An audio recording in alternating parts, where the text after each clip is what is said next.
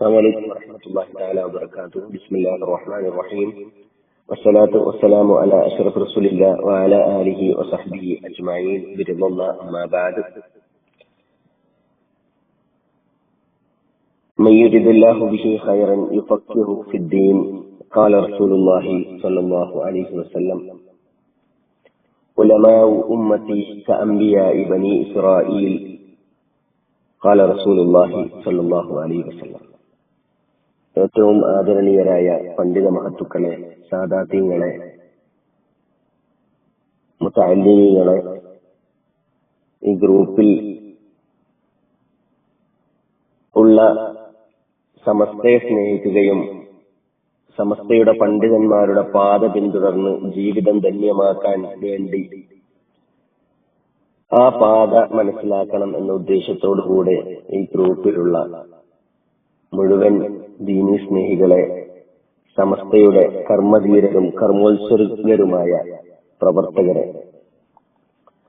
ഈ മിലീതൻ മൻസൂർ ഹുദവി സമസ്ത Islamic centre Dammam central കമ്മിറ്റിയുടെ എളിയ പ്രവർത്തകനാണ്, കാസർഗോട്ടുകാരനാണ്. ഒരുപാട് പണ്ഡിതന്മാരും മഹത്തുക്കളും ഒക്കെ ഉള്ള ഒരു ഗ്രൂപ്പിൽ ശൈഖുന സൈനുൽ ഉലമ ചെറുശ്ശേരി ഉസ്താദിനെ അനുസ്മരിക്കുക എന്ന വലിയൊരു ദൗത്യം നിർവഹിക്കാൻ ഉദ്ദേശിക്കുകയാണ്. നാം പറയുന്നതും കേൾക്കുന്നതും അല്ലാഹു ഇരു വീട്ടിലും സ്വീകാര്യയോഗ്യമായ ഒരു അമലാക്കി മാറ്റട്ടെ എന്ന് ആമുഖമായി പ്രാർത്ഥിക്കുകയും ഏതൊരു വ്യക്തിയെയാണോ നമ്മൾ ഇന്ന് അനുസ്മരിക്കാൻ പോകുന്നത് അദ്ദേഹത്തോടൊപ്പം അല്ലാഹു നാം ഏവരെയും സ്വർഗപൂങ്കാവനത്തിൽ ഒരുമിച്ച് കൂട്ടട്ടെ എന്ന് ആമുഖമായി പ്രാർത്ഥിക്കുന്നു. പ്രിയങ്കരനായ കരീം സാഹിബ് പഴുന്നാന ശൈഖുന സൈനുൽ ഉലമ ചെറുശ്ശേരി ഉസ്താദിനെ അനുസ്മരിക്കണമെന്ന് വാട്സപ്പിലൂടെ വിളിച്ചും പറഞ്ഞപ്പോ ഒരുപാട് പണ്ഡിതന്മാരും ഒരുപാട് മഹത്തുക്കളൊക്കെ ഉള്ള ഒരു ഗ്രൂപ്പിലാണ് അനുസ്മരിക്കേണ്ടത് എന്ന് മനസ്സിലായി. ആദ്യമായി എന്നിൽ നിന്നും വല്ല പിഴവുകളും സംഭവിക്കുകയാണെങ്കിൽ പണ്ഡിതന്മാർ തിരുത്തിത്തരണം എന്ന് വിനീതമായി അഭ്യർത്ഥിക്കുന്നു. നമുക്കറിയാം, സമസ്തയുടെ ബഹുമാനപ്പെട്ട സമസ്തയുടെ പണ്ഡിത മഹത്തുക്കളെ കുറിച്ചൊക്കെ നാം മനസ്സിലാക്കിയവരും കേട്ടവരും അവരുടെ ജീവിതം നേരിട്ട് കണ്ടവരുമാണ്. ശൈഖുന സൈനുൽ ഉലമ ചെറുശ്ശേരി ഉസ്താദിനെ അനുസ്മരിക്കുമ്പോൾ നമ്മുടെ മനതാരങ്ങളിൽ, നമ്മുടെ ഹൃദയങ്ങളിൽ ആദ്യമായി കടന്നു വരുന്ന ഒരു ഹദീസ്, ശൈഖുന പലപ്പോഴായി ശൈഖുനായുടെ പ്രസംഗങ്ങളിലൊക്കെ വിശദീകരിച്ച് പറഞ്ഞു തന്നിരുന്ന ഒരു ഹദീസ്, മൻ യുരിദില്ലാഹു ബിഹി ഖൈറൻ യുഫഖിഹു ഫിദ്ദീൻ. അല്ലാഹു ഒരാളെ കൊണ്ട് ഖൈർ ഉദ്ദേശിച്ചാൽ അല്ലാഹു അവരെ ദീനിൽ പണ്ഡിതനാക്കും എന്ന് മാത്രമല്ല, ഫിഖ്ഹി കർമ്മശാസ്ത്രത്തിൽ പണ്ഡിതനാക്കും എന്ന് റസൂൽ കരീം സല്ലല്ലാഹു അലൈഹി വസല്ലം തങ്ങൾ പറഞ്ഞ ആ വാക്കുകൾ നമ്മുടെ ഹൃദയങ്ങളിലേക്ക് കടന്നു വരികയാണ്. മറ്റേത് വിഷയത്തിലും നമ്മൾ ശൈഖുനായെ കുറിച്ച് ഓർത്തില്ലെങ്കിൽ പോലും കർമ്മശാസ്ത്രപരമായി കേരള സമൂഹത്തിന് സംഭവിച്ച ഏറ്റവും വലിയ നഷ്ടം ശൈഖുനായുടെ വിയോഗത്തിലൂടെ നമുക്ക് കാണാൻ സാധിക്കുകയാണ്. അന്ത്യപ്രവാചകർ ത്വാഹ മുഹമ്മദ് മുസ്തഫ സല്ലല്ലാഹു അലൈഹി വസല്ലമ തങ്ങൾ അവസാനത്തെ പ്രവാചകനും റസൂൽ കരീം സല്ലല്ലാഹു അലൈഹി വസല്ലമ തങ്ങൾക്ക് ശേഷം ഇനിയൊരു പ്രവാചകൻ വരാനില്ല എന്നും നമ്മൾ മനസ്സിലാക്കിയവരാണ്. റസൂൽ കരീം സല്ലല്ലാഹു അലൈഹി വസല്ലമ തങ്ങൾ പറയുകയുണ്ടായി, ഉലമാഉ ഉമ്മതി കഅംബിയാഇ ബനി ഇസ്രായീൽ. എന്റെ ഉമ്മത്തിലെ പണ്ഡിതന്മാർ ബനു ഇസ്രായേലിലേക്ക് ഇറക്കപ്പെട്ട അമ്പിയാക്കളെ പോലെയാണ്. ബനു ഇസ്രായേലിലേക്ക് ഇറക്കപ്പെട്ട അമ്പിയാക്കൾ ബനു ഇസ്രായേലിലെ ഓരോ പ്രവിശ്യകളിലേക്കും മാത്രമായി പ്രത്യേകം ഇറക്കപ്പെട്ട അമ്പിയാക്കളായിരുന്നു. അതുപോലെ എന്റെ കാലശേഷം ഈ സമൂഹത്തെ നയിക്കേണ്ടത്, ഈ സമൂഹത്തെ ആത്മീയമായും ദീനീപരമായും ഭൗതികമായും ഒക്കെ നയിക്കേണ്ടത് എന്റെ കാലശേഷം വരുന്ന പണ്ഡിതന്മാരാണ്. അവർ അംബിയാ മുർസലി ബനു ഇസ്രായേലിലേക്ക് ഇറക്കപ്പെട്ട മഹത്തുക്കളായ അംബിയാക്കളെ പോലെയാണെന്ന് റസൂൽ കരീം സല്ലല്ലാഹു അലൈഹി വസല്ലമ തങ്ങൾ പറയുകയുണ്ടായി. നമ്മൾ നമ്മുടെ കാലഘട്ടത്തിൽ ജീവിച്ചുപോയ പണ്ഡിതന്മാർ ആ പദവിയിലെത്തിയ പണ്ഡിതന്മാരാണ് എന്ന് മനസ്സിലാക്കേണ്ടത് റസൂൽ കരീം സല്ലല്ലാഹു അലൈഹി വസല്ലമ തങ്ങൾ പറഞ്ഞ ക്വാളിറ്റിയുള്ള, ആ പറഞ്ഞ ഗുണങ്ങളുള്ള പണ്ഡിതന്മാരാണോ എന്ന് പരിശോധിച്ചുകൊണ്ടാണ്. സമസ്തയുടെ പണ്ഡിതന്മാരെ കുറിച്ച് പറയുകയാണെങ്കിൽ ബഹുവന്യരായ കണ്ണിയത്ത് ഉസ്താദ് മുതൽ ആ കണ്ണി ഇന്ന് നിൽക്കുന്ന ആലിക്കുട്ടി ഉസ്താദ് വരെയുള്ള കണ്ണി പരിശോധിക്കുകയാണെങ്കിൽ, തങ്ങൾ ഉസ്താദ് അവർ വരെയുള്ള കണ്ണി പരിശോധിക്കുകയാണെങ്കിൽ നമ്മുടെ പണ്ഡിത മഹത്തുക്കൾ പുലർത്തിപ്പോകുന്ന സൂക്ഷ്മതയും നമ്മുടെ പണ്ഡിത മഹത്തുക്കൾ ജീവിതത്തിൽ കാണിച്ചു തന്ന മാതൃകയും മാത്രം പരിശോധിച്ചു നോക്കിയാൽ നമുക്ക് മനസ്സിലാക്കാം, അവർ അല്ലാഹുവിന്റെ റസൂൽ കരീം സല്ലല്ലാഹു അലൈഹി വസല്ലമ തങ്ങൾ പറഞ്ഞു തന്ന അംബിയാ ബനി ഇസ്രായേൽ അംബിയാക്കളുടെ പോലെയാണ്, എന്റെ അംബിയാക്കളെ പോലെയാണ് എന്റെ കാലശേഷം ഈ ദീനിനെ നിയന്ത്രിക്കേണ്ട പണ്ഡിതന്മാർ എന്ന് പറഞ്ഞതിന്റെ സാരാർത്ഥം നമുക്ക് മനസ്സിലാക്കാൻ സാധിക്കും. ഷെയ്ഖുന ചെറുശ്ശേരി ഉസ്താദിനെ, സൈനുൽ ഉലമ ചെറുശ്ശേരി ഉസ്താദിനെ ഓർക്കുന്നത്, നമ്മൾ നമ്മുടെ ഹൃദയത്തിൽ കൊണ്ട് നടക്കുന്നത്, കേരള സമൂഹത്തിൽ ഉസ്താദിന്റെ ജീവിതകാലത്ത് കർമ്മശാസ്ത്രപരമായി ഏതൊരു വിഷയത്തിലും കർമ്മശാസ്ത്രപരമായി അവസാന വാക്ക് ഉസ്താദിന്റെ കാലത്ത് ഷെയ്ഖുന ചെറുശ്ശേരി സൈനുദ്ദീൻ മുസ്ലിയാർ അവർ തന്നെയായിരുന്നു. മയ്യുരിദുല്ലാഹു ബിഹി ഖൈറൻ യുഫഖിഹു ഫിദ്ദീൻ. അല്ലാഹു ഒരാൾ ഖൈർ ഉദ്ദേശിച്ചു കഴിഞ്ഞാൽ അയാളെ ദീനിൽ പണ്ഡിതനാക്കും, ആലിമാക്കും എന്ന് റസൂൽ കരീം സല്ലല്ലാഹു അലൈഹി വസല്ലമ തങ്ങൾ പറയുകയുണ്ടായി. ദീനിൽ പണ്ഡിതനാക്കും എന്നതിന്റെ ഉദ്ദേശം യുഫഖിഹു ഫിദ്ദീൻ, കർമ്മശാസ്ത്രത്തിൽ പണ്ഡിതനാക്കും. കർമ്മശാസ്ത്രപരമായി ജനങ്ങൾക്കുണ്ടാകുന്ന സംശയങ്ങളും ജനങ്ങൾക്കുണ്ടാകുന്ന പ്രശ്നങ്ങളും പരിഹരിക്കാൻ ആ പണ്ഡിതരെ കൊണ്ട് സാധിക്കും എന്ന് റസൂൽ കരീം സല്ലല്ലാഹു അലൈഹി വസല്ലമ തങ്ങൾ പറയുകയുണ്ടായി. അല്ലാഹു ഖൈർ ഉദ്ദേശിച്ചു എന്നതിന് ഏറ്റവും വലിയ, ഷെയ്ഖുനെ കൊണ്ട് അല്ലാഹു ഖൈർ ഉദ്ദേശിച്ചിട്ടുണ്ട് എന്നതിന് ഏറ്റവും വലിയ തെളിവ് ഈ ഹദീസ് തന്നെയാണ്. അല്ലാഹു ദീനിൽ പണ്ഡിതനാക്കും, കർമ്മശാസ്ത്ര പണ്ഡിതനാക്കും. കർമ്മശാസ്ത്രത്തിൽ പണ്ഡിതനാവണമെങ്കിൽ ഖുർആനും ഹദീസും ഹദീസിലും ഖുർആനിലും അവഗാഹമുള്ള പണ്ഡിതനാവണം. ഏതൊരു കാര്യവും പറയണമെങ്കിൽ ശൈഖുനായുടെ ശൈലി തന്നെ അതായിരുന്നു. ഏത് കാര്യവും പറയണമെങ്കിലും പ്രവർത്തിക്കണമെങ്കിലും ആധികാരികമായി ആ വിഷയത്തിൽ ഖുർആൻ എന്ത് പറയുന്നു, ഹദീസ് എന്ത് പറയുന്നു എന്ന് നോക്കിയല്ലാതെ, ശൈഖുനായുടെ പ്രസംഗങ്ങളൊക്കെ എടുത്തു നോക്കിയാൽ നമുക്ക് മനസ്സിലാകും, ആ പ്രസംഗങ്ങളിലൊന്നും വലിയ കൊട്ടിഘോഷങ്ങൾ ഉണ്ടാവില്ല, വലിയ ഘോര വാഗ്ദാനങ്ങളോ വെല്ലുവിളികളോ ശൈഖുനായുടെ പ്രസംഗങ്ങളിൽ ഉണ്ടാവുകയില്ല. തുടക്കം മുതൽ അവസാനം വരെ ഇൽമ് പറയുക, ഖുർആന്റെ അടിസ്ഥാനത്തിൽ ഇൽമു പറയുക, ഹദീസിന്റെ അടിസ്ഥാനത്തിൽ ഇൽമു പറയുക, ആനുകാലികമായ പ്രശ്നങ്ങൾ, കർമ്മശാസ്ത്രപരമായ പ്രശ്നങ്ങൾ അവതരിപ്പിക്കുക. ഉസ്താദിന്റെ പ്രസംഗങ്ങളൊക്കെ എടുത്തു നോക്കിക്കഴിഞ്ഞാൽ അത് മാത്രമായിരുന്നു ഉസ്താദിന്റെ ജീവിതം മുഴുവനുമെന്ന് നമുക്ക് മനസ്സിലാക്കാൻ സാധിക്കും. ഉസ്താദിനെ കൊണ്ട് ശൈഖുനായെ കൊണ്ട് ഖൈർ ഉദ്ദേശിച്ചു എന്നതിന് ഏറ്റവും വലിയ തെളിവ് ഉസ്താദിനെ കർമ്മശാസ്ത്രത്തിൽ പണ്ഡിതനാക്കി എന്നതാണ്. വളരെ ചെറിയ പ്രായത്തിൽ തന്നെ ശൈഖുനായുടെ ഏറ്റവും വലിയ ഉസ്താദിന്റെ ശൈഖുനായുടെ പിതാവ് തന്നെയായിരുന്നു. തന്റെ 22ാമത്തെ വയസ്സിൽ അല്ലെങ്കിൽ ചെറിയ പ്രായത്തിൽ ബാഖിയാത്തിലേക്ക് പോകണമെന്ന ആഗ്രഹം ബാപ്പയോട് പ്രകടിപ്പിച്ചപ്പോൾ, നീ ബാഖിയാത്തിലേക്ക് പോവേണ്ടതില്ല, നിന്റെ അടുത്തേക്ക് ഇങ്ങോട്ട് അവരൊക്കെ വന്നുകൊള്ളുമെന്ന് തന്റെ പിതാവ് ആദ്യം മനസ്സിലാക്കുകയാണ്. തന്റെ പിതാവ് ശൈഖുനായോട് പറയുകയാണ്. നമുക്കറിയാം, ഒരാളെ അള്ളാഹു ഖൈറുദ്ദേശിച്ചെങ്കിൽ ഒരാളെ അള്ളാഹു അംഗീകരിച്ചിട്ടുണ്ട് എന്നതിന് ഏറ്റവും വലിയ തെളിവ് ജനങ്ങളിൽ അവർക്ക് ഒരു സ്ഥാനം അള്ളാഹു ഇട്ടുകൊടുക്കും എന്നുള്ളതാണ്. ആദ്യമായി തന്റെ പിതാവ് തന്നെ അംഗീകരിക്കുകയാണ്, ബാക്കിയാത്തിലേക്ക് പോവേണ്ട ആവശ്യമില്ല. നീ ഈ പഠിച്ച ദീന് അതിന് മാത്രം യോഗ്യനായി എന്ന് പണ്ഡിതനായ പിതാവ് മനസ്സിലാക്കുകയും ഇൽമി മേഖലകളിൽ ശുഗലാവാൻ അനുവാദം കൊടുക്കുകയും ബാക്കിയാത്തിലേക്ക് പോയവരൊക്കെ നിന്റെ അടുത്തേക്ക് വന്നുകൊള്ളുമെന്ന് ദൃഷ്ടിയോടുകൂടെ പിതാവ് പറയുകയാണ്.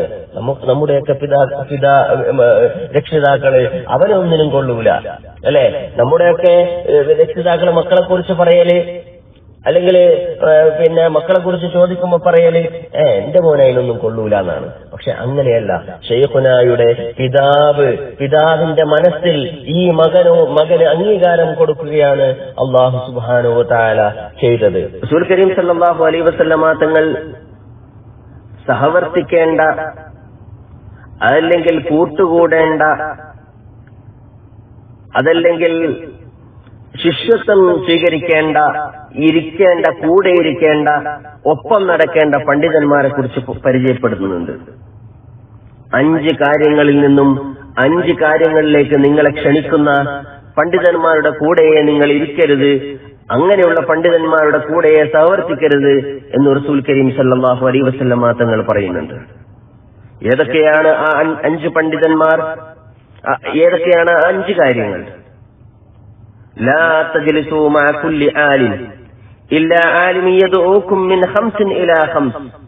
5 കാര്യങ്ങളിൽ നിന്ന് 5 കാര്യങ്ങളിലേക്ക് നിങ്ങളെ ക്ഷണിക്കുന്ന പണ്ഡിതന്മാരുടെ കൂടെ മാത്രമേ നിങ്ങൾ ഇരിക്കാവൂ എന്ന് റസൂൽ കരീം സല്ലല്ലാഹു അലൈഹി വസല്ലമ തങ്ങൾ ആഹ്വാനം ചെയ്യുകയാണ്. മിനശ്ശക്കി ഇലൽ യഖീൻ, സംശയങ്ങളിൽ നിന്നും നിങ്ങളുടെ ഉറപ്പിലേക്ക് ക്ഷണിക്കുന്ന പണ്ഡിതന്മാർ. ശൈഖുനായുടെ കർമ്മശാസ്ത്രപരമായ അറിവ്, ശൈഖുനായുടെ കർമ്മശാസ്ത്രപരമായ പാണ്ഡിത്യം കേരളത്തെ മൊത്തം സംശയത്തിൽ നിന്നും യഖീനിലേക്ക് ക്ഷണിച്ചിട്ടുണ്ട് എന്നത് ശൈഖുനായുടെ ജീവിതകാലം മുഴുക്കെയുള്ള ശൈഖുനായുടെ ഓരോ നിമിഷവും പരിശോധിച്ചു നോക്കിയാൽ നമുക്ക് മനസ്സിലാക്കാം. ശൈഖുനായുടെ മുമ്പിലേക്ക് വരുന്ന ഏതൊരു പ്രശ്നത്തിനും ഏതൊരു സംശയങ്ങൾക്കും ഒരു ഉറപ്പ് നൽകിയിട്ട് മാത്രമേ ശൈഖുന അവരെ തിരിച്ചയച്ചിട്ടുള്ളൂ എന്ന് നമുക്ക് മനസ്സിലാക്കാൻ സാധിക്കും. ദാറുൽ ഹുദയിൽ പഠിക്കുന്ന കാലത്ത് നിരന്തരമായി ശൈഖുനായുടെ റൂമിലേക്ക് ഓരോ പ്രശ്നങ്ങൾ പറഞ്ഞുകൊണ്ട്, ഓരോ മഹല്ലുകളുടെ പ്രശ്നം പറഞ്ഞുകൊണ്ട്, ഓരോ കുടുംബത്തിന്റെ പ്രശ്നം പറഞ്ഞുകൊണ്ട്, ഓരോ വ്യക്തി തർക്കങ്ങളും മഹല്ല് തർക്കങ്ങളും ഒക്കെ പറഞ്ഞുകൊണ്ട് വരുന്ന ആൾക്കാരുടെ നീണ്ട നിര. ഉസ്താദ് രാവിലെ വരുന്നതിന് മുമ്പ് തന്നെ, വളരെ നേരത്തെ തന്നെ ആൾക്കാർ വന്നു നിൽക്കുന്നത് നേരിട്ട് കണ്ടവരാണ് ഉസ്താദിന്റെ ശിഷ്യന്മാരായ ഞങ്ങളൊക്കെ. നമുക്കൊക്കെ അറിയാവുന്നതുപോലെ തന്നെ കർമ്മശാസ്ത്രപരമായി ഒരുപാട് വിവാദങ്ങളും ചർച്ചകളും ഒക്കെ ഉണ്ടാക്കിയ ഒരു സംഭവമാണ് വളവറും തലാഖ് വിഷയം. ആ വിഷയത്തിൽ ശൈഖുനാക്ക് ഒരുപാട് വിഷമങ്ങൾ ഉണ്ടാക്കിയ സംഭവമാണ്. ആ വിഷയത്തിലേക്കൊന്നും ഞാൻ കടക്കുന്നില്ല. ശൈഖുന സമസ്തയുടെ ജനറൽ സെക്രട്ടറി സ്ഥാനം ഏറ്റെടുത്ത തൊട്ട പിന്നാലെയാണ് ഈ വിവാദങ്ങളും കാര്യങ്ങളും ഒക്കെ വരുന്നത്. എന്നാൽ ശൈഖുന അതിൽ പറഞ്ഞ, അന്ന് വളപുരം തലാഖ് വിഷയത്തിൽ ശൈഖുന തീർപ്പാക്കിയ ആ വിഷയത്തിന് അങ്ങോട്ടോ ഇങ്ങോട്ടോ മറ്റൊരഭിപ്രായം, ശത്രുത കൊണ്ടും അതല്ലെങ്കിൽ മറ്റു പ്രാസ്ഥാനികപരമായ ഭിന്നിപ്പുകൾ കൊണ്ടും പല അഭിപ്രായങ്ങളും പലരും അന്ന് പറഞ്ഞിട്ടുണ്ടെങ്കിൽ പോലും ശൈഖുന പറഞ്ഞ ഒരു ഫത്വയ്ക്ക്, തീർപ്പിന് പകരം ഒരു തീർപ്പ് പറയാൻ ഇതുവരെ ഒരാൾക്കും സാധിച്ചിട്ടില്ല എന്നത് തന്നെ ശൈഖുനായുടെ കർമ്മശാസ്ത്രപരമായ അറിവും പാണ്ഡിത്യവും എത്രമാത്രമുണ്ട് എന്നതിന് ഏറ്റവും വലിയ തെളിവാണ്. അത് മാത്രമല്ല, സമസ്തയുടെ ബഹുമാനപ്പെട്ട സമസ്തയുടെ വലിയൊരു കറാമത്ത്, ഷെയ്ഖുന ചെറുശ്ശേരി ഉസ്താദ്, നമുക്കറിയാം ഷെയ്ഖുന ചെറുശ്ശേരി ഉസ്താദ് ജനറൽ സെക്രട്ടറി ആവുന്ന സമയത്ത് അത്രമാത്രം ജനങ്ങൾക്കൊക്കെ കേരള മുസ്ലിം സമൂഹത്തിന് മൊത്തം ഷെയ്ഖുനയെ കുറിച്ച് വലിയ ധാരണ ഉണ്ടായിരുന്നില്ല. എന്നാൽ വളപുരം തലാഖിന്റെ വിഷയത്തിൽ ഷെയ്ഖുന കൊടുത്ത ഫത്വയോടുകൂടി കേരളത്തിൽ എന്ന് മാത്രമല്ല ലോകത്തിലുള്ള മുസ്ലിം സമൂഹത്തിന് മൊത്തം ചെറുശ്ശേരി ഉസ്താദ് ആരാണെന്ന്, അതാണ് ഞാൻ നേരത്തെ പറഞ്ഞത്, തന്റെ പിതാവ് അംഗീകരിക്കുന്നു. അതുപോലെ തന്നെ ജനങ്ങൾ മൊത്തം ചെറുശ്ശേരി ഉസ്താദിനെ കാതോർത്തു നിൽക്കാനുള്ള ഒരു സാഹചര്യം കൂടി വളപുരം തലാഖിലൂടെ സംഭവിക്കുകയാണ്. ജനങ്ങൾക്കിടയിൽ അംഗീകാരം ഇട്ടുകൊടുക്കുക. ഒരാളെ അള്ളാഹു ഇഷ്ടപ്പെട്ടു എന്നതിന് ഏറ്റവും വലിയ തെളിവ് യൂനഹുലൗൽ ഖുബൂൽ, ജനങ്ങൾക്കിടയിൽ അള്ളാഹു അവർക്കൊരു സ്വീകാര്യത നൽകും. കർമ്മശാസ്ത്രത്തിൽ പണ്ഡിതനാക്കി തന്റെ പിതാവും പണ്ഡിതന്മാരും ഗുരുവര്യന്മാരുമൊക്കെ ഷെയ്ഖുനായ ചെറുപ്പകാലം മുതൽ തന്നെ അംഗീകരിക്കുകയാണ്. അതുപോലെ തന്നെ ജനമനസ്സുകളിൽ ഏറ്റവും വലിയ സ്ഥാനം ഷെയ്ഖുന ചെറുശ്ശേരി ഉസ്താദ് സമസ്തയുടെ സെക്രട്ടറി സ്ഥാനം ഏറ്റെടുത്തതിന് ശേഷം വളപുരം തലാഖിന് ശേഷം ഷെയ്ഖുനാക്ക് ഉണ്ടാവുകയാണ്. ജനങ്ങളിലും ഷെയ്ഖുന ആരാണെന്നും ഇങ്ങനെ ഒരു പണ്ഡിത ഇങ്ങനെയൊരു വലിയൊരു പണ്ഡിതൻ ജീവിച്ചിരിപ്പുണ്ട്, ഏത് പ്രശ്നം വന്നാലും സമീപിക്കാൻ, കർമ്മശാസ്ത്രപരമായി സമീപിക്കാൻ നമുക്കൊരാളുണ്ട് എന്ന തോന്നൽ അന്നു മുതൽ ഉണ്ടാവുകയാണ്. ജനങ്ങൾക്കിടയിലും അംഗീകാരം ലഭിക്കുകയാണ്. അള്ളാഹു ഒരാളെ കൊണ്ട് ഖൈർ ഉദ്ദേശിച്ചു എന്നതിന് ഏറ്റവും വലിയ തെളിവ് നമ്മൾ പറഞ്ഞു. അവരെ ദീനിൽ പണ്ഡിതനാക്കുക, കർമ്മശാസ്ത്രത്തിൽ പണ്ഡിതനാക്കുക. ഏതൊരു വസ്തുവിനും വലിയൊരു തൂണുണ്ട് എന്ന് പറഞ്ഞുകൊണ്ട് റസൂൽ കരീം സല്ലല്ലാഹു അലൈഹി വസല്ലം തങ്ങൾ പറയുന്നുണ്ട്, എന്റെ ദീനിന്റെ തൂണ് കർമ്മശാസ്ത്രമാണ്, ഫിഖ്ഹി പാണ്ഡിത്യമാണെന്ന് റസൂൽ കരീം സല്ലല്ലാഹു അലൈഹി വസല്ലം തങ്ങൾ പറയുന്നു.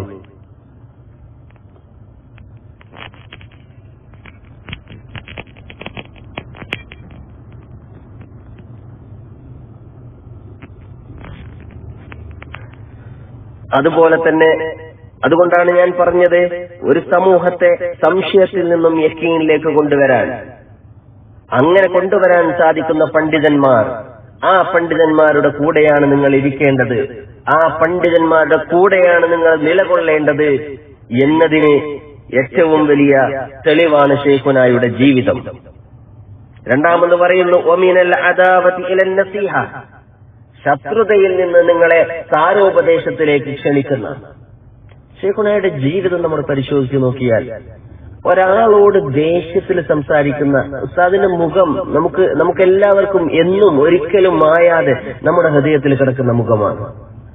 ശംസുൽ ഉലമയുടെ മുഖം എങ്ങനെയാണ് നമ്മുടെ ഹൃദയത്തിൽ പതിച്ചിട്ടുള്ളത്, അതുപോലെ കണ്ണിയത്ത് ഉസ്താദിന്റെ മുഖം നമ്മുടെ ഹൃദയത്തിൽ എങ്ങനെയാണോ പതിച്ചിട്ടുള്ളത്, അതുപോലെ ഷെയ്ഖുന ചെറുശ്ശേരി ഉസ്താദിന്റെ മുഖവും നമുക്കൊരിക്കലും മറക്കാതെ മായാതെ നമ്മുടെ മനസ്സിൽ കിടക്കുന്നുണ്ട്. അത്രയും ലാളിത്യത്തോടുകൂടെ ഒരാളോടും കയർത്ത് സംസാരിക്കാതെ, ഒരാളെയും ദേഷ്യപ്പെടാതെ, ഒരാളെയും ബുദ്ധിമുട്ടിക്കാതെ, ഒരാൾക്കും എന്നെ കൊണ്ടൊരു ബുദ്ധിമുട്ടുണ്ടാവരുത് എന്ന് ചിന്തിച്ചുകൊണ്ട് ഒരാളോടും ശത്രുത വെക്കാതെ ജനങ്ങളെ സാരോപദേശം നൽകിക്കൊണ്ട് പരസ്പരം കലഹിക്കുന്നതിനു വേണ്ടിയും പരസ്പരം വിദ്വേഷമുണ്ടാക്കുന്നതിനു വേണ്ടിയും പരസ്പരം വിഭാഗീയത ഉണ്ടാക്കുന്നതിനു വേണ്ടിയും ഒരു കൂട്ടം പണ്ഡിതന്മാർ ശ്രമിച്ചുകൊണ്ടിരിക്കുമ്പോൾ അങ്ങനെയൊന്നും ചെയ്യാതെ ജനങ്ങളെ ഒരുമിച്ച് കൊണ്ടുപോവാൻ ശ്രമിക്കുന്ന പണ്ഡിതന്മാരുടെ കൂടെ നിങ്ങൾ ഇരിക്കണം എന്ന് റസൂൽ കരീം സല്ലല്ലാഹു അലൈഹി വസല്ലം തങ്ങൾ പറയുകയാണ്.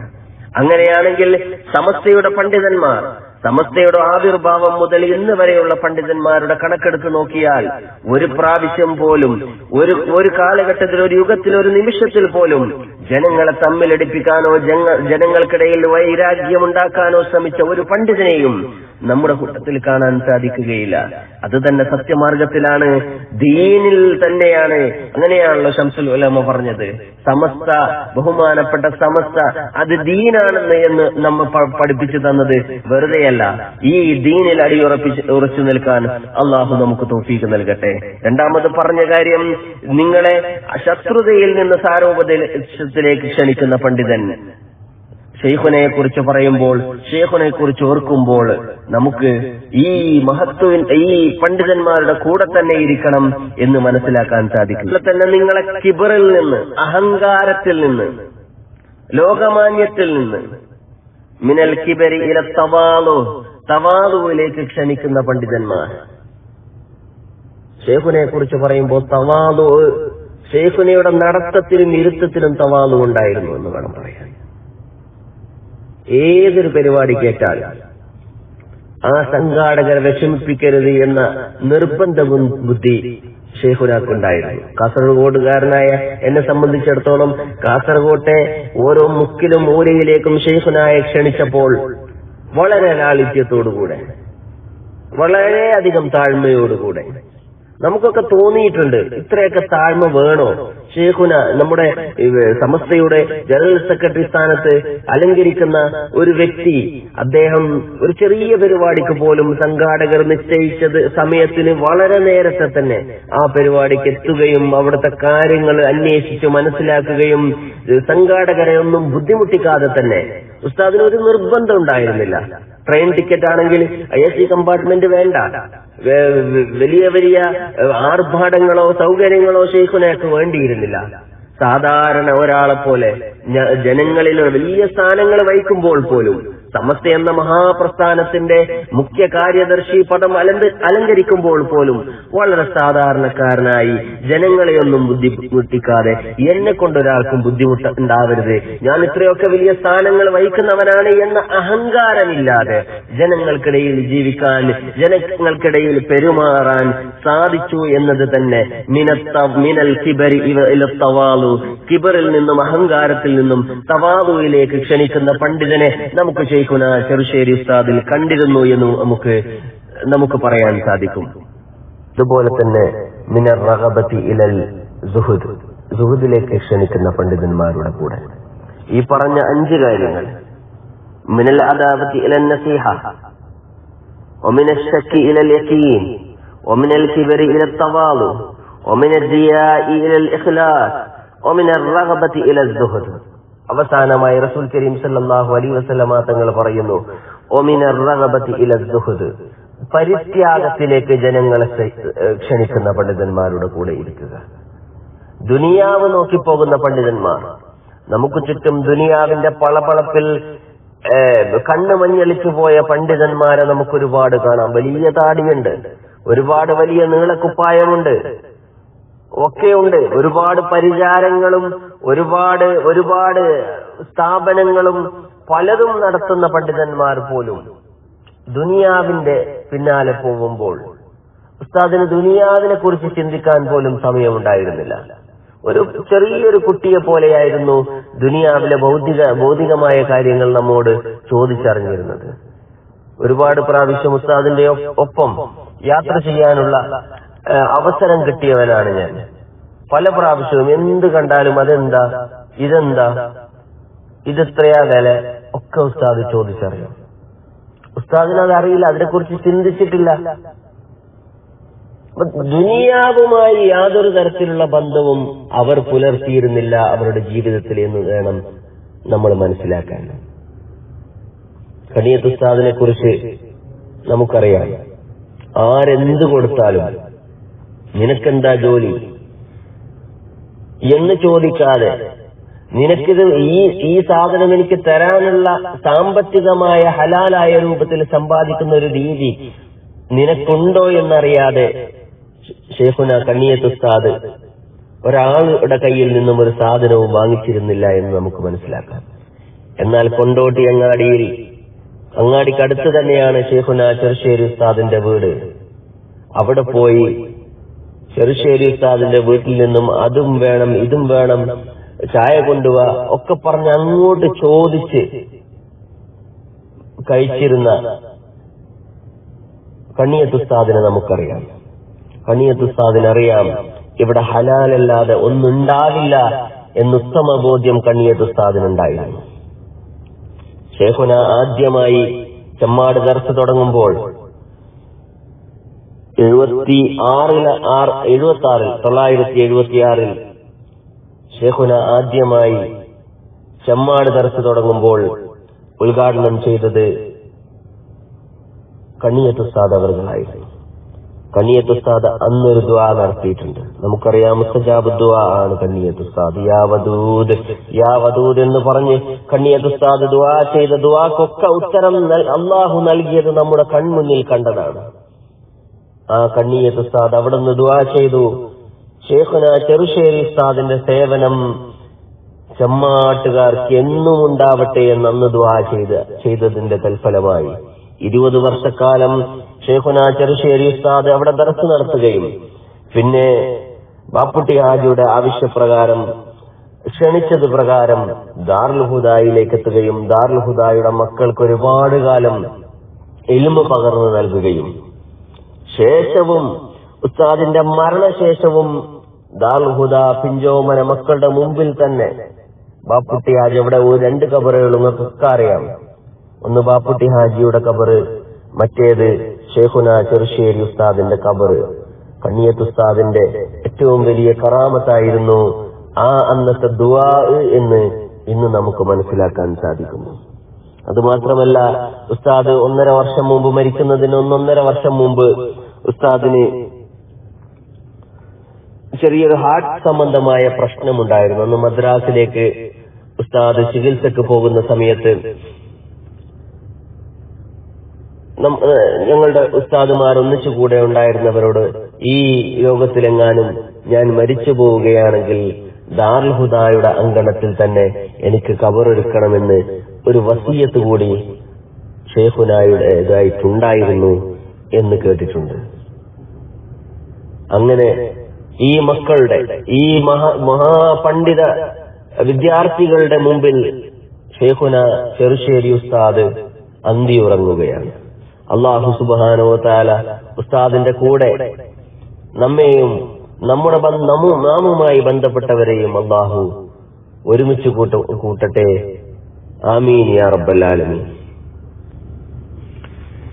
ഇനിയും ഒരുപാട് കാര്യങ്ങൾ ഉസ്താദിനെ കുറിച്ച് പറയാനുണ്ടെങ്കിൽ പോലും ആദ്യമായാണ് ഒരു വാട്സപ്പ് ത്രൂ ഒരു വിഷയം കൈകാര്യം ചെയ്യുന്നത് എന്നതിന്റെ പോരായ്മകളൊക്കെ ഉണ്ടാകും.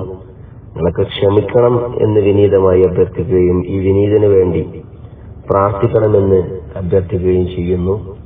ഒരു വണ്ടിയിൽ ഇരുന്നു കൊണ്ടാണ് വോയിസൊക്കെ ഇട്ടത്. ഇടക്ക് ഇശാനിസ്കാരവും കാര്യങ്ങളൊക്കെ വന്നിട്ടുണ്ടായിരുന്നു. ഇൻഷാ അല്ലാഹ് വീട്ടിൽ പോയി കഴിഞ്ഞാൽ പിന്നെ കുട്ടികളെ ശബ്ദങ്ങളും അതൊക്കെ ആവുന്നത് കൊണ്ട് വണ്ടി തന്നെ ഇരുന്നു. ഒരുപാട് പോരായ്മകൾ ഉണ്ടാവും, തെറ്റുകൾ ഉണ്ടാവും, ഒക്കെ തിരുത്തി തരണമെന്ന് വിനീതമായി അഭ്യർത്ഥിക്കുകയും ഈ വിനീതിനു വേണ്ടി നിങ്ങളൊക്കെ ദുആ ചെയ്യണമെന്ന് വിനീതമായി അഭ്യർത്ഥിക്കുന്നു. ശൈഖുനായുടെ ഒരുപാട് ഫത്വകൾ കാര്യങ്ങളൊക്കെ നമുക്ക് പറയാനുണ്ട്.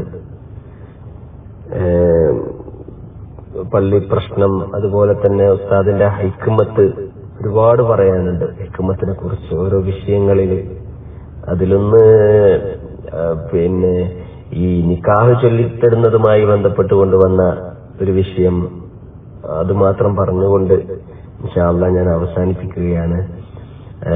വലിയ നമുക്കൊക്കെ പലർക്കും ചിലപ്പോൾ ആ വേദിയിലുള്ളവർ പോലും ചിലപ്പോൾ ഈ ഗ്രൂപ്പിലുണ്ടാവും എന്ന് ഞാൻ പറഞ്ഞു കേട്ടിട്ടുള്ളതാണ്. നിക്കാഹിന്റെ വിഷയം മന്ത്രിമാരും വലിയ ഉദ്യോഗസ്ഥരും വലിയ ജനപ്രതിനിധികളൊക്കെ ഉള്ള ഒരു സദസ്സിൽ വെച്ച് അങ്ങനെ ഒരു വിഷയം സംസാരിച്ചപ്പോൾ ഇതൊക്കെ എന്തിനാണ് നിക്കാഹ് ചൊല്ലിക്കൊടുക്കേണ്ടത്, 2 പേര് തമ്മിൽ അങ്ങോട്ടും ഇങ്ങോട്ടും പറഞ്ഞാൽ പോരെ, ചൊല്ലിക്കൊടുക്കേണ്ട ആവശ്യമുണ്ടോ എന്ന ചർച്ചകളൊക്കെ വല്ലാതെ ഒരു വേദിയിൽ വെച്ച് സംസാരിക്കുകയും എല്ലാം കേട്ടിരുന്നതിന് ശേഷം അവസാനമായി ശൈഖുന ഈ ജനപ്രതിനിധികളെ നോക്കിക്കൊണ്ട് അവരോട് ചോദിച്ചു, നിങ്ങൾക്കൊക്കെ മലയാളം വായിക്കാൻ അറിയില്ലേ എന്ന് ചോദിച്ചു. അവരൊക്കെ മലയാളം വായിക്കാൻ അറിയാം. അപ്പൊ ഉസ്താദ് വളരെ പുഞ്ചിരിച്ചുകൊണ്ട്, പിന്നെ നിങ്ങൾക്ക് മലയാളം വായിക്കാൻ അറിയാമെങ്കിൽ നിങ്ങൾ മലയാളത്തിൽ എഴുതിക്കൊണ്ടുവന്ന സത്യപ്രതിജ്ഞ നിങ്ങളൊക്കെ അധികാരമേൽക്കുമ്പോൾ ഒരാൾ ചൊല്ലിത്തന്നുകൊണ്ട് നിങ്ങളത് പറയുന്നതിന്റെ ആവശ്യം എന്താ എന്ന് ചോദിക്കുകയും സദസ്സൊന്നടങ്കം ഉസ്താദിന്റെ ഉദ്ദേശം മനസ്സിലാവുകയും നിക്കാഹ് ചൊല്ലിക്കൊടുക്കുന്നതിന്റെ പ്രാധാന്യം അവിടുത്തെ സദസ്യർക്കൊക്കെ മനസ്സിലാക്കുകയും ചെയ്ത സംഭവങ്ങൾ. അതുപോലെ തന്നെ ഒരു പള്ളി പ്രശ്നം വന്നപ്പോൾ 3 വിഭാഗങ്ങളായി ആ പള്ളി പുനർനിർമ്മിക്കേണ്ട ഒരു വിഷയം വന്നപ്പോ 3 വിഭാഗങ്ങളായി ആ നാട്ടുകാർ മാറി. ഒരു കൂട്ടർ പറയുന്നു പള്ളി പൊളിക്കണ്ട, ഒരു തങ്ങളുപ്പാപ്പ നിർമ്മിച്ച പള്ളിയാണ്, അത് പൊളിക്കേണ്ട ആവശ്യമില്ല. മറ്റൊരു കൂട്ടർ പറയുന്നു പൊളിച്ചു പുനർനിർമ്മിക്കുമ്പോൾ ഞങ്ങളുടെ പിതാക്കന്മാരുടെ അല്ലെങ്കിൽ ഞങ്ങളുടെ കുടുംബക്കാരുടെ ഖബറ് പള്ളിക്കടിയിലായി പോകുമെന്നൊക്കെ പറഞ്ഞപ്പോ അവിടെ പോയി വളരെ രമ്യമായി ആ വിഷയം പരിഹരിച്ച ശൈഖുനായെ ഓർക്കുമ്പോൾ അവരോട് ആദ്യം ചോദിച്ചു, നിങ്ങൾ പറയുന്നത് ഇവിടെ തങ്ങളുപ്പാപ്പ ഉണ്ടാക്കിയ പള്ളി പൊളിക്കണ്ട എന്ന് പറയുന്ന വിഭാഗക്കാരോട് ശൈഖുന പറഞ്ഞു, ഈ തങ്ങൾമാരുടെയൊക്കെ ഉപ്പാപ്പയായ ഖലീലുല്ലാഹി ഇബ്രാഹിം അലൈഹിസ്സലാം പണിത പള്ളി പല പ്രാവശ്യവും പൊളിച്ചു പണിതിട്ടുണ്ട്. അതുകൊണ്ട് ആ വാദം നിലനിൽക്കുന്നില്ല. അത് പറയുമ്പോ തന്നെ അവർക്ക് പിന്നെ മുണ്ടാട്ടൊന്നുമില്ല. രണ്ടാമത്തെ വിഭാഗം ഞങ്ങളുടെ പള്ളി, ഞങ്ങളുടെ കുടുംബക്കാരുടെ ഖബറ് ഇതിന് ചുറ്റുമുണ്ട്, അങ്ങനെ ആ ഖബറുള്ള സ്ഥലത്ത് അത് പറ്റൂല എന്ന് പറഞ്ഞപ്പോ ഉസ്താദ് ആദ്യമായി അവരോട് ചോദിച്ചു, ഇതാരുടെ പള്ളിയാണ്, ഇതിന് പള്ളിപ്പറമ്പാണെന്നോ അല്ലെങ്കിൽ ഖബർസ്ഥാൻ എന്നാണെന്നോ പറയല് എന്ന് ചോദിക്കുകയും പള്ളിപ്പറമ്പാണെന്ന് മനസ്സിലാക്കിയതിനു ശേഷം പള്ളിപ്പറമ്പ് പള്ളിയുടേതായതുകൊണ്ട് അവിടെ പള്ളി വിപുലീകരിക്കാൻ പറ്റും എന്ന് മാത്രമല്ല, അവിടെ ഖബറുള്ളവർ നിങ്ങളുടെ കുടുംബക്കാരുടെ ഖബറിന്റെ അടുത്തേക്ക് നിങ്ങൾ രാത്രികാലങ്ങളിൽ വന്ന് നോക്കിയിട്ടുണ്ടായിരുന്നോ? അത് വളരെ ലളിതമായാണ് കാര്യങ്ങൾ സംസാരിക്കൽ, പച്ചയായ മലയാളത്തിൽ ഉസ്താദിന്റേതായ ആ നാടൻ ശൈലിയിലാണ് ഉസ്താദ് സംസാരിക്കല്. അവരോട് ചോദിച്ചു, നിങ്ങൾ രാത്രികാലങ്ങളിൽ പാതിരാത്രികാലങ്ങളിൽ നിങ്ങളുടെ ഖബറിന്റെ അവസ്ഥകളൊക്കെ ഒന്ന് പരിശോധിച്ച് നോക്കൂ. ഇവിടെ കുറുക്കനും നായയും ഒക്കെ ഓടി നടക്കുന്ന സ്ഥലത്ത് അവരുടെ ഖബറിന് മുകളിൽ പള്ളിയായി കഴിഞ്ഞാൽ അവിടെ സലാത്തും ദിക്റും ചൊല്ലുന്ന ഒരവസ്ഥ ഉണ്ടാവുമെന്നൊക്കെ പറഞ്ഞ് അങ്ങനെ വളരെ രമ്യമായി വളരെ ഹിക്മത്തോടുകൂടെ, അതേപോലെ തന്നെ ഈ ഖുർആന്റെ പരിഭാഷയുടെ വിഷയം വലിയ ചർച്ച മുഷാവറയിൽ ഒക്കെ ഉണ്ടായപ്പോൾ ഏതുവരെ എന്ന് വെച്ചാൽ ചോക്കിൽ ഖുർആൻ ബോർഡിൽ എഴുതാൻ പറ്റുമോ എന്ന വിഷയം പോലും അന്നത്തെ പണ്ഡിതന്മാരുടെ ആ പാണ്ഡിത്യവും ചർച്ചയും എവിടെ വരെ എത്തിയെന്ന് നമ്മൾ മനസ്സിലാക്കാം. അങ്ങനെ ചർച്ച വന്നപ്പോൾ ഷെയ്ഖുന ഞാനൊന്ന് പറഞ്ഞോട്ടെ എന്ന് കണ്ണിയത്തുസ്താദിനോട് ചോദിക്കുകയും കണ്ണിയത്തുസ്താദിനോട് നിങ്ങൾ ഒരാഴ്ച മുമ്പോ ആ ചോദിക്കുന്നതിന് 2 ആഴ്ച മുമ്പോ അവരൊന്നിച്ചൊരു പരിപാടിയിൽ പങ്കെടുത്തിരുന്നു. ആ പരിപാടി സൂചിപ്പിച്ചുകൊണ്ട് അന്ന് ആ പരിപാടിയിലേക്ക് പോകുമ്പോൾ അന്നത്തെ ആ പരിപാടിയിൽ കണ്ണീർ നിങ്ങൾ ഒരു പ്രസംഗം നടത്തിയിരുന്നല്ലോ, ഖുർആന് അർത്ഥം പറഞ്ഞിരുന്നല്ലോ. അതേ പറഞ്ഞിരുന്നു. ആ അർത്ഥം ഒരാൾ കടലാസിൽ എഴുതി വെച്ചാൽ പ്രശ്നമുണ്ടോ എന്ന് ചോദിച്ചപ്പോൾ ചെറുശ്ശേരി പറയുന്നതാണ് ശരി എന്ന് പറഞ്ഞ ആ വിഷയം അവിടെ അവസാനിച്ചതും ഷെയ്ഖുനായുടെ ആ ഒരു ഹിക്മത്തും വളരെ എല്ലാവർക്കും ആ ഹിക്മത്ത് നമുക്ക് കാണാം, പാണ്ഡിത്യം എല്ലാവർക്കും ഉണ്ടാകും. പക്ഷെ അവസരോചിതമായി കാര്യങ്ങൾ കൈകാര്യം ചെയ്യുന്നതിൽ ഷെയ്ഖുനാക്കുണ്ടായിരുന്ന കഴിവും നമ്മൾ ഈ അവസരത്തിൽ അനുസ്മരിക്കേണ്ടത് തന്നെയാണ്. അള്ളാഹു ഷെയ്ഖുനാക്ക് നല്ലൊരു പകരക്കാരനെ മുസ്ലിം കൈരളിക്കും ബഹുമാനപ്പെട്ട സമസ്തക്കും നൽകട്ടെ എന്ന് പ്രാർത്ഥിച്ചുകൊണ്ട് ഈ സത്യപ്രസ്ഥാനത്തിൽ അണിനിരക്കാനും ജീവിതകാലം മുഴുവനും ഈ സത്യപ്രസ്ഥാനത്തിന് വേണ്ടി ബഹുമാനപ്പെട്ട സമസ്തയ്ക്ക് വേണ്ടി പ്രവർത്തിക്കാനും അള്ളാഹു നമുക്ക് തൗഫീഖ് നൽകട്ടെ എന്ന് പ്രാർത്ഥിച്ചുകൊണ്ടും ശൈഖുനായെ പോലെ സമസ്തയുടെ പണ്ഡിതന്മാരെ പോലെ നമുക്കറിയാം ഹുജ്ജത്തുൽ ഇസ്ലാം അബൂ ഹാമിദ് ഗസാലി തങ്ങൾ മരിച്ചതറിയാം. നമുക്ക് കുളിച്ച് കഫംപുട വിരിച്ച് അതിൽ മുകളിൽ കിടന്ന് മരിക്കുന്ന ഒരു സാഹചര്യം ഹുജ്ജത്തുൽ ഇസ്ലാം അബൂ ഹാമിദ് ഗസാലി തങ്ങൾക്കുണ്ടായിട്ടുണ്ടെങ്കിൽ നമുക്കറിയാം നമ്മുടെ പണ്ഡിതന്മാരെ, അവരുടെ പിന്തുടർച്ചക്കാരായ നമ്മുടെ പണ്ഡിതന്മാരുടെ മരണങ്ങള്, കെട്ടിമാനി മുസ്ലിയാറിന്റെ മരണം നമ്മൾ കണ്ടതാണ്, ശൈഖുനാ ശംസുൽ ഉലമായുടെ മരണം നമ്മൾ കണ്ടതാണ്.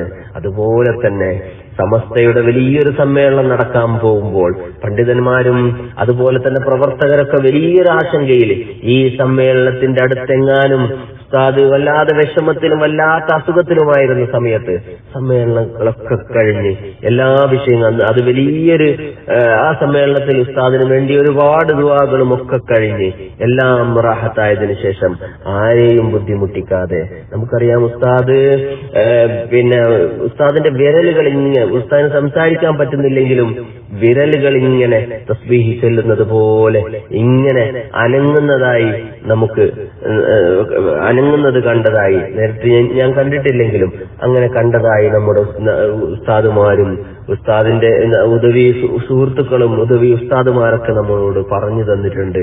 ജീവിതം ഏതൊരു ഇൽമിന് വേണ്ടിയാണോ ജീവിച്ചത്, അവസാനം ഉസ്താദ് ഇൽമിലായിക്കൊണ്ട് ഉസ്താദിന് ഹോസ്പിറ്റലിലേക്ക് ദാറുൽ ഹുദയിൽ നിന്ന് പോകുന്നത് വരെയും അവസാനം വാക്കുപോലും ഇൽമു പഠിപ്പിക്കലായിരുന്നു എന്ന് നമ്മൾ മനസ്സിലാക്കുമ്പോൾ നമ്മുടെ പണ്ഡിതന്മാർ, ഈ സമസ്തയെ നയിച്ചവർ ഏതൊരു പാതയിലാണെന്ന് നമുക്ക് മനസ്സിലാക്കാൻ സാധിക്കും. അവർക്ക് ദുനിയാവിന്റെ ചിന്തയുണ്ടായിരുന്നില്ല, അവർക്ക് ദുനിയാവ് നേടണമെന്ന ചിന്തയുണ്ടായിരുന്നില്ല, അവർക്ക് വലിയൊരു നേതാവായി വിരാജിക്കണമെന്ന ആഗ്രഹമുണ്ടായിരുന്നില്ല. അവർക്ക് ജീവിതത്തിൽ പരലോക ജീവിതത്തെ കുറിച്ചായിരുന്നു എല്ലാ നിമിഷവും അവരുടെ ചിന്തയും അവരുടെ മനസ്സിലും ഉണ്ടായിരുന്നത്. അതുപോലെ തന്നെ ഈ സമൂഹത്തെ സത്യത്തിലേക്ക് നയിക്കാനും അഹ്ലുസുന്നത്ത് വൽ ജമാഅത്തിന്റെ അടിയുറച്ചുകൊണ്ട് അഹ്ലുസുന്നത്ത് വൽ ജമാഅത്തിൽ നിൽക്കാനും വേണ്ടിയുള്ള ശ്രമത്തിലായിരുന്നു അവരൊക്കെ. ആ പാത പിന്തുടരാൻ അള്ളാഹു നമുക്ക് തൗഫീഖ് നൽകട്ടെ എന്ന് പ്രാർത്ഥിച്ചുകൊണ്ട്, വല്ല തെറ്റുകളും സംഭവിച്ചിട്ടുണ്ടെങ്കിൽ ഒരിക്കൽ കൂടി നിങ്ങൾ തിരുത്തണമെന്നും അഭ്യർത്ഥിച്ചുകൊണ്ട് വആഖിറു ദഅവാനാ അൽഹംദുലില്ലാഹി റബ്ബിൽ ആലമീൻ. വസ്സലാമു അലൈക്കും വറഹ്മത്തുള്ളാഹി തആല വബറകാതുഹു.